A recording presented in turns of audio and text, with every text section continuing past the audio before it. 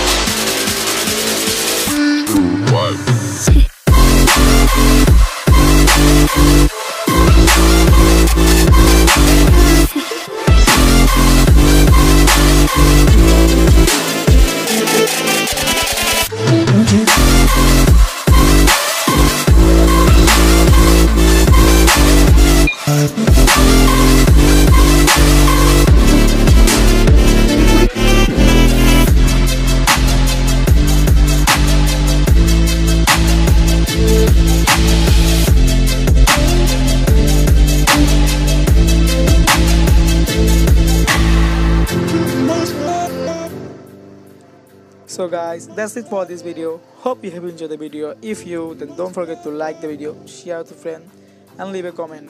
Also guys, check description for download link. Also check the pinned comment. And guys, I'll see you in the next one. Till then, take care.